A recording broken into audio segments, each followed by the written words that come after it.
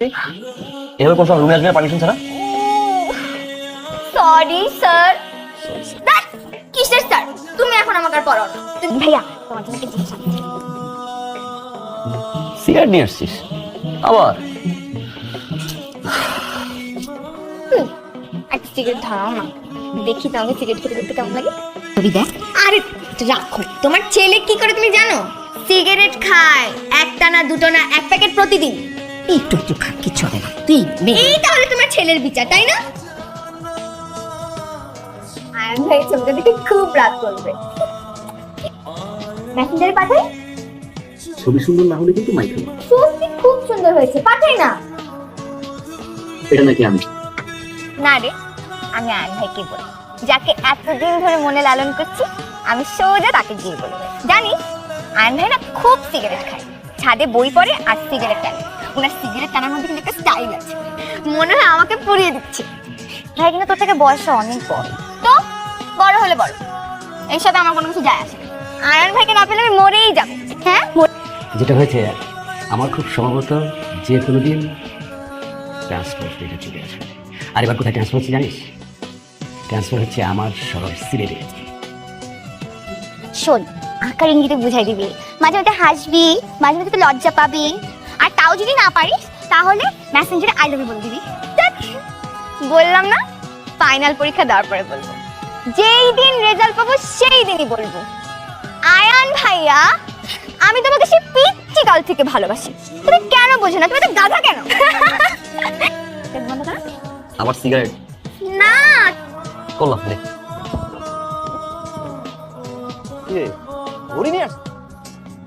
তোমার কথা বলি, জমা টাকা দিয়ে ঘড়ি কিনছিস? একটা থাপ্পড় দিব। তুমি আমাকে তেমন করো। বল টাকা লাগছে? আমি টাকা দিচ্ছি। আরে খুব টাকা হয়েছে না তোমার? টাকা দিচ্ছি। কেমন হচ্ছে সেটা বলো। তুমি একটা পাগলি। আমি বেয়ামন। খুব ভালো হয়েছে রে। হ্যাঁ, মানাবে মনে হচ্ছে। সারাদিনে এক সিরিয়াল। আয়ান ভাই কোথায়? আয়ান ছাদে গিয়ে দেখ কি এসছে। কে এসছে? বনসাই গাছ। বনসাইয়ের অনেকগুলো জাত আছে, এটা হচ্ছে বড় জাত। এটা বাবা লাগিয়েছিল প্রায় 12-13। আরে সারা, পরিচয় হ, পরিচয় হ, হাই পরিচয় হ। তোমাকে বলেছিলাম না যে আমাদের পাশের ফ্ল্যাটে ভারী দুষ্ট একটা মেয়ে থাকে? এই হচ্ছে সারা, সাংঘাতিক দুষ্ট। ছোটবেলা আমি ওকে পড়াতাম, দুষ্টমি করতে প্রচুর, মাইরও দিয়েছিলাম 2-3 বার না। পরিচয় হ, তনিমা। হাই। কি ভাবি হিসেবে কেমন লাগছে? হ্যাঁ, পছন্দ হয়েছে? কেমন লেগেছে? আমি বোধহয় তোমাদের ডিস্টার্ব করে ফেললাম, তোমরা কথা বলো, আমি আসি। আর কিসের এই নার্ভাস হয়ে গেলি তাই না? অনেক কিউট, অনেক কিউট। আচ্ছা, আমরা বিয়ে করছি কবে? তুমি বললো তো আমি আজকে গিয়ে বিয়ে করতে পারি, পালিয়ে। তুমি না সবসময় দুষ্টুমি করো, পালিয়ে বিয়ে করবো না। তুমি চাকরি খুঁজো, তারপর সবাইকে জানিয়ে বিয়ে করবো, না হলে কিন্তু বাবা একটা ভালো ছেলে দেখে আমাকে বিয়ে দিয়ে দিবে। বাবা দেখে ভালো ছেলের সাথে বিয়ে দেবে মানে? হ্যাঁ, তুমি শুধু আমার যদি প্রবলেম কি তোর? 2 মাস ধরে বাসায় আসছিস না, বাসার নিচ থেকে মাথা নিচু করে চলে যাচ্ছিস, ফেসবুকে পর্যন্ত ব্লক করে দিয়েছিস। প্রবলেম কি?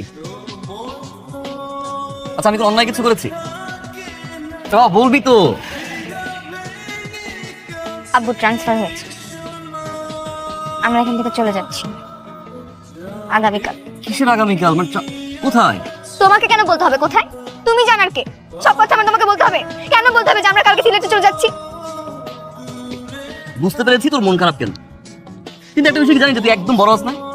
আরে মানুষ বড় হলে কি চোখের পানি ফেলে? সরি। আর পারলে ঢাকায় আসিস।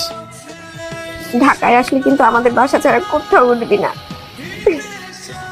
বাবা, এখন আমি কি চেষ্টা করছি না?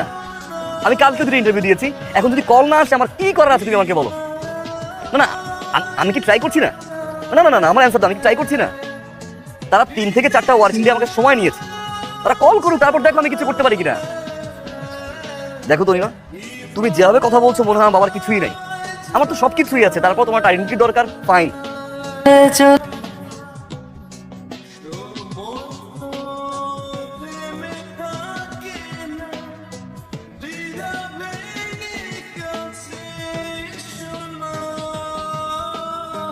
আন্টি কেমন আছো? আমাকে চিনতে পারো নাই? আমি সারা। হ্যাঁ, চিনতে পারবো না কেন? আয় ভেতরে আয়। না না, শরবত করতে হবে না, তুমি বসো তো। আয়ন ভাই কই? আয়ন ভাইকে দেখছি না যে, বাসায় নেই। নিশ্চয়ই বিয়ে করে ফেলেছে। তোমরা কেমন বলো তো? আমাকে একটা দাওয়াত দেওয়ার প্রয়োজন মনে করলে, কিন্তু আমি এসেছি আমার বিয়ের দাওয়াত দিতে। তোমাদের সবাইকে আসতে হবে। না, কাঁদছো কেন? কি হয়েছে? আমাকে বলো কি হয়েছে। আয়ান আর নেই রে মা, আয়ান নেই। মানে?